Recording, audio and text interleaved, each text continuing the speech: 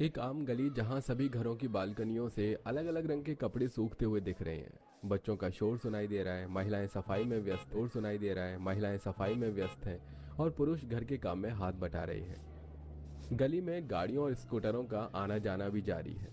अरे सुषमा भाभी, जरा संभल कर। मिट्टी मत फेंकना, मेरे दरवाजे तक आ जाती है ये सब। रोजाना आपको समझाती हूँ, लेकिन आप समझती नहीं हो। मीनू, मैंने तुझे कहा था क्या मैं तेरे दरवाजे पर झाड़ू मारूं? तुझे दिक्कत है तो खुद साफ कर ले। मैं तेरी कोई नौकरानी नहीं हूँ। अरे भाभी, ये गली हमारी सबकी है, थोड़ा ध्यान रखा करो ना। आप जब भी झाड़ू लगाती हो आपका कूड़ा हमारे दरवाजे पर आ जाता है, इसलिए मीनू ने आपको कहा। तुम मर्द लोग बस बहाने ही बनाते हो। आओ खुद आकर सफाई करो, तब आकर पता चलेगा। एक तो दिवाली की सफाई में मेरी वैसे ही कमर दुख रही है, और सुबह सुबह तुम मेरा दिमाग खराब कर देते हो। इस तरह सुबह का टॉपिक छिड़ जाता है।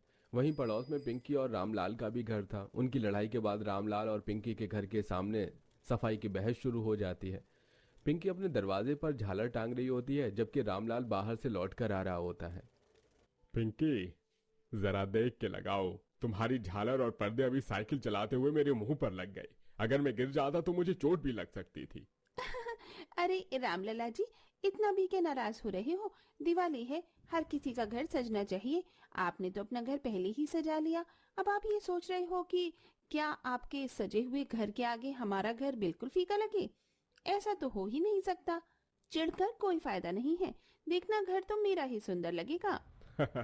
सजाना ठीक है, लेकिन अपने घर तक सजा लो, हमारे आंगन तक क्यों फैला रही हो? झालर को थोड़ा खींच कर पीछे कर देती हूँ और ऐसे ही अपने घर को सजाती रहती हूँ।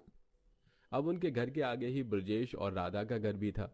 ब्रजेश अपने घर के बाहर रंग बिरंगी लाइट्स टांग रहा है और राधा पास के घर से देख रही होती है।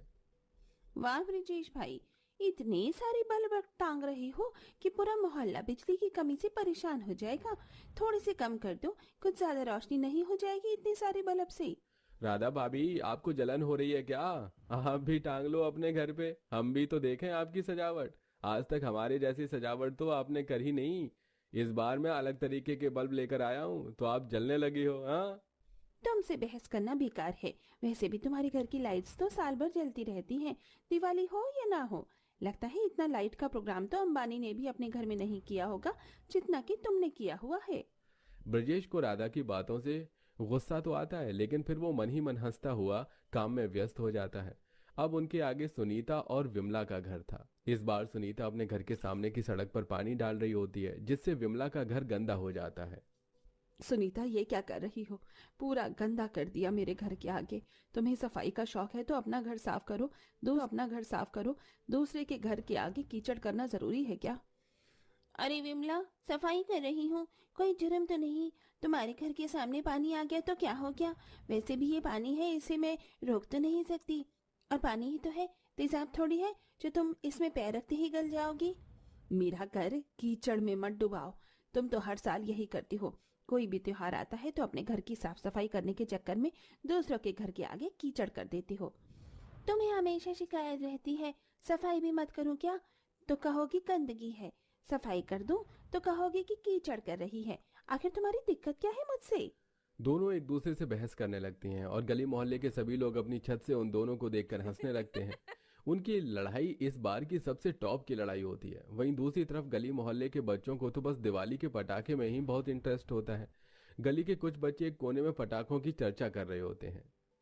इस बार मेरे पापा सबसे बड़े रॉकेट लाएंगे। अरे रॉकेट क्या, मेरे पास तो 500 वाले बम हैं। ऐसे बम हैं कि धमाका धमाकेदारी करेंगे। तुम लोग पंप रॉकेट के चक्कर में हो, मैं तो अनार चलाने वाली हूँ और ढेर सारी फुलझड़ियाँ। मेरी माँ बहुत सारे बम पटाखे लाकर देने वाली है इस बार मुझे। दिवाली तो अभी आई भी नहीं थी कि बच्चों ने गली मोहल्ले में बम पटाखे जलाना शुरू कर दिया था, जिससे गली मोहल्ले के कई अड़ोसी पड़ोसी परेशान हो रहे थे। अरे ये किसके बच्चे हैं जो हमारे घर के आगे बम पटाखे छोड़ रहे हैं? ये हो ना हो किसी के नहीं, राधा बहन तुम्हारे ही बच्चे हैं। तभी राधा गुस्से से आग बबूला होकर अपने घर से बाहर निकलती है। अरे ब्रिजेश भैया, मुझे बस इतनी बात बता दो कि आपको मुझसे जलन क्या है? पहले तो मुझे ही ताने सुनाते रहते हैं, अब मेरे बच्चों के पीछे पड़ गए हो। अरे जरा देखो, तुम्हारे बच्चों ने ऐसे पटाखे जलाए हैं जो हमारे घर के अंदर भी घुस गए।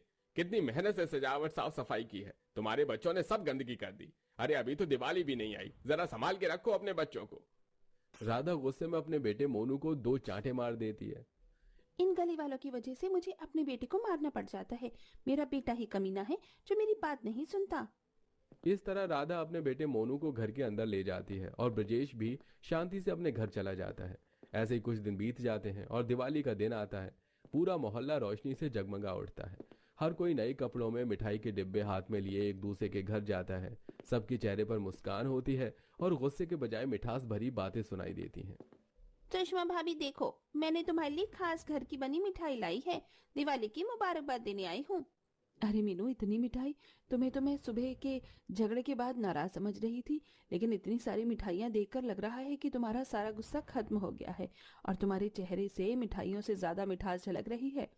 भाभी, झगड़ा तो गली का रोज मामला है।